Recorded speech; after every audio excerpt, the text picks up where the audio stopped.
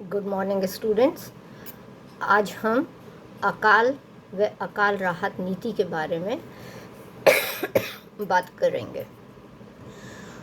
हम सभी को पता है कि अकाल एक नेचुरल कैलामिटी है जो पिछले कितने ही वर्षों से, चाहे वह प्राचीन हो, मध्य हो, आधुनिक भारत हो, सभी कालों में हमारे को अकाल का सामना करना पड़ा था। तो अंग्रेज़ों का शासन जब भारत में शुरू हुआ तब भी भारत में अकाल काफ़ी पड़ चुके थे और उस सूखे से निपटने के लिए राहत कार्य भी किए जाते थे। लेकिन ब्रिटिश शासनकाल में हम देखते हैं कि न केवल सूखे और अकाल की संख्या में वृद्धि हुई, वरन हम देखते हैं कि किसानों और जनता को पहले की अपेक्षा ज़्यादा कष्ट पहुंचा। 18वीं सदी के उत्तरार्ध में और 19वीं सदी के पूर्वार्ध में जो अकाल पड़े उससे कृषकों की स्थिति और भी खराब हो चुकी थी। अब हम बात करेंगे कि अंग्रेज़ों के समय में 1700 में जब वे यहाँ पर आए हैं तो 1757 से लेके 1856 तक और 1857 से लेके 1947 के मध्य भारत में जो अकाल हुए हैं उनका मैं कुछ वर्णन आपको देना चाहूँगी। हम देखते हैं कि अंग्रेज़ों के समय में सबसे प्रथम जो अकाल पड़ा है वह 1769-70 में बंगाल में पड़ा था और यह जब अंग्रेज़ों को बंगाल की दीवानी मिल गई थी उसी के कुछ वर्षों के बाद पड़ा था। इसमें लगभग 1/3 जनसंख्या नष्ट हो गई थी और अंग्रेज़ों ने इस समय अकाल राहत पहुंचाने का भी कोई कार्य या व्यवस्था नहीं करी थी। 1781 और 82 के मध्य में हम देखते हैं मद्रास की सारी मुख्य प्रेसिडेंसीज के मुख्य क्षेत्रों में इस प्रकार का अकाल और सूखा पड़ा था और तब भी किसी भी प्रकार के राहत का कार्य नहीं किया गया था। उत्तरी भारत में 1783 में इस समय समस्त उत्तरी भारत जो था वह सूखे की कठोर चपेट में आया था, परंतु किसी भी प्रकार की राहत नहीं पहुंचाई। मद्रास, बम्बई और अन्य प्रदेशों में 1790 से 92 के मध्य में हम देखते हैं कि काफ़ी बड़ा एक दुर्भिक्ष पड़ा था। यहाँ हमारे को नज़र आता है कि कुछ राहत देने का कार्य अंग्रेज़ों ने शुरू किया था। 1799 में, 1801 में, 1804 और 5 में बॉम्बे में, मध्य प्रदेश में, राजस्थान में और कर्नाटक में हम देखते हैं कि ये सारे ही क्षेत्र सूखे के चपेट में आ गए थे। उत्तर प्रदेश में 1802 में भयंकर अकाल पड़ा था और कंपनी ने किसानों को इस समय कर देने में छूट दी थी और उनको ऋण भी दिए थे।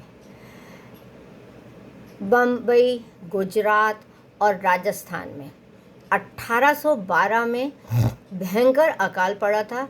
गुजरात में तो अकाल के साथ साथ प्लेग भी इस समय फैला था और इन प्रदेशों में भारतीय शासकों ने अकाल पीड़ितों की सहायता करी थी। अंग्रेज़ों की तरफ से हमारे को कोई राहत कार्य नहीं दिखता है।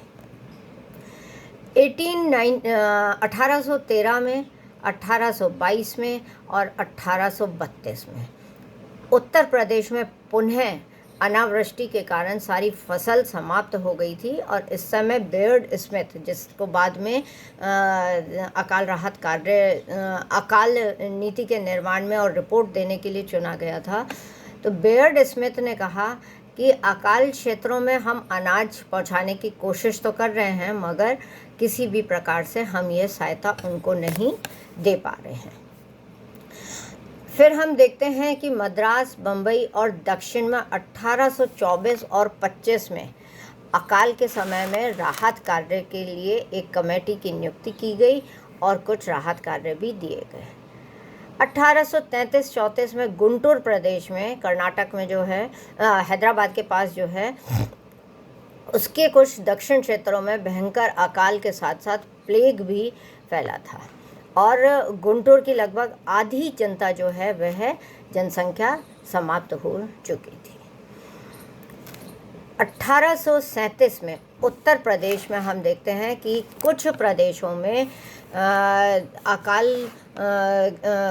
अकाल पड़ा था और यातायात की कठिनाइयों के कारण सूखे पीड़ित प्रदेशों में अन्न नहीं पहुंचाया जा सका था और काफ़ी लोगों को मृत्यु का सामना करना पड़ा था। बम्बई प्रेसिडेंसी, मद्रास प्रेसिडेंसी और राजपुताना में 1853 और 55 में मध्य के बीच में बहुत बड़ा अकाल पड़ा था और इसमें काफ़ी बड़ी जनसंख्या का नुकसान भी हुआ था। 1857 के पश्चात हम देखते हैं कि इन अकालों की संख्या जो है वह निरंतर बढ़ती ही गई है और यह अकाल जो है वे अंग्रेज़ों ने सहायता करने की कोशिश की और नहीं भी करी, मतलब पूर्ण मन से उन्होंने सहायता नहीं करी, इसीलिए हम देखते हैं, और ना ही कोई ठोस नीति अपनाई, इसीलिए अकाल जो है वह लगातार पड़ते रहे हैं। हरिशंकर श्रीवास्तव ने अपनी पुस्तक द हिस्ट्री ऑफ इंडियन फेमीन्स, जो उन्होंने 1818 से 1918 तक पूरे अकालों को कवर करा है, उसमें उन्होंने भी यही लिखा है कि 1857 के विद्रोह के पश्चात जितने अकाल पड़े वह पहले कभी भी नहीं देखे गए हैं। सबसे पहले हम लेते हैं कि पंजाब, कच्छ, राजपुताना, उत्तर प्रदेश, मतलब दिल्ली से लेके आगरा तक का जो प्रदेश था उसमें 1860 और 61 में भयंकर अकाल पड़ा था। केवल दिल्ली और आगरा में ही मरने वालों की संख्या इतनी अधिक हो गई थी और राहत कार्यों के लिए इस समय थोड़ी सी कोशिश हमारे को दिखाई पड़ती है, क्योंकि बेयर्ड स्मिथ को इस समय सरकार ने अकाल के कारणों की जांच करने के लिए नियुक्त किया था। 1862 में हमारे को पुनः दक्षिण के कुछ प्रदेशों में, मद्रास प्रेसिडेंसी के दक्षिण के कुछ प्रदेशों में जनता को अकाल का सामना करना पड़ा, यह दिखाई पड़ता है, पर सरकार फिर अपनी राहत कार्यों से स्वयं को बचाने में लगी थी। 1865 और 67 के मध्य में बिहार, उड़ीसा, उत्तरी मद्रास, हैदराबाद, मैसूर, इन सभी क्षेत्रों की जनता अकाल से काफ़ी पीड़ित रही थी। उड़ीसा में स्थिति सबसे गंभीर थी। हालांकि सरकार को यह सूचना मिल चुकी थी, लेकिन उन्होंने इससे निपटने के लिए कुछ भी कार्य नहीं करा था और इस समय की जो रिपोर्ट हमें मिलती है कि करीब 10 लाख उड़ीसा की जनता जो है वह ख़त्म हो चुकी थी। हालांकि बाद में गवर्नर जनरल ने यह कहा था कि बंगाल सरकार ने दूरदर्शिता से काम नहीं लिया, इसी कारण से उन्हें इतने लोगों को मृत्यु को प्राप्त होना पड़ा था।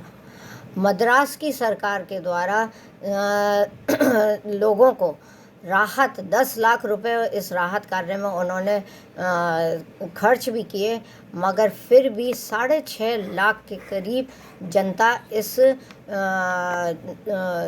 अकाल में नष्ट हो चुकी थी। उत्तर प्रदेश, गुजरात और मध्य प्रदेश 1864 से लेकर 1870 के मध्य में अकाल के कारण हम देखते हैं कि 1,06,500 मनुष्यों की मृत्यु इस एरिया में हो चुकी थी। फिर हम देखते हैं कि मध्य प्रांत, पंजाब, राजस्थान और बॉम्बे प्रेसिडेंसी, इन सभी एरिया में, और साथ ही में हम बंगाल के कुछ प्रदेशों को भी इसमें शामिल कर सकते हैं और बिहार के कुछ प्रदेशों को भी शामिल कर सकते हैं। और यहाँ पे हम देखते हैं कि बहुत एक बड़ा क्षेत्र जो था वह अकाल की चपेट में आया था और आर.सी. दत्त ने तो यह लिखा है कि इस समय 50 लाख लोगों की मृत्यु हो चुकी थी, मतलब इस अकाल में 50 लाख लोग मारे गए थे। सरकार ने इस समय पुनः जो नीति अपनाई थी वह कंजूसी की थी। उन्होंने अकाल का यह तो स्वीकार करा कि अकाल तो बहुत ज़बरदस्त पड़ रहा है, पर जीवन रक्षा करने का उन्होंने कोई भी कार्य नहीं किया। उन्होंने अपनी रिपोर्ट में यह कहा कि यह उनकी शक्ति के ही परे है।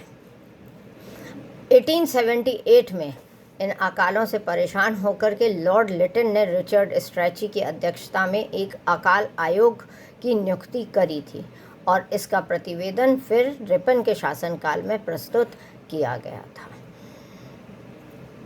1880 और 81 के बीच में 89 के बीच में हम देखते हैं कि उड़ीसा और बिहार, इन दोनों ही प्रदेशों को बार बार अकाल का सामना करना पड़ा था।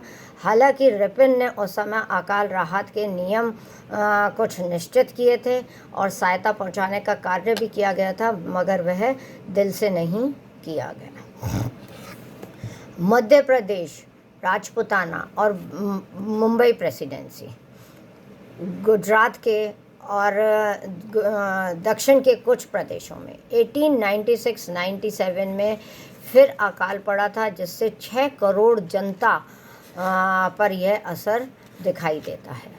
सरकार ने राहत कार्य पे इस समय 7 करोड़ 27 लाख रुपए खर्च भी किए, लेकिन अनाज की जो कीमत इस समय लगातार बढ़ती गई थी उसको वह रोक नहीं सकी थी, जिसका परिणाम यह हुआ कि लगभग 40 लाख लोग जो थे वे इसमें मृत्यु को प्राप्त हुए थे।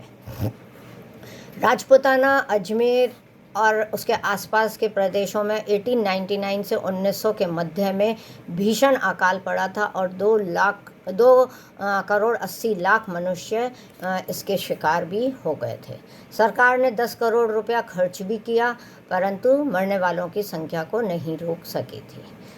बम्बई प्रेसिडेंसी के कुछ इलाकों में 1905 और 6 में फिर अकाल पड़ा था और किसानों को राहत पहुंचाने का कार्य भी खूब किया गया था।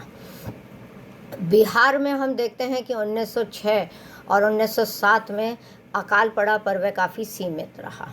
उत्तर प्रदेश और मध्य प्रांत में 1907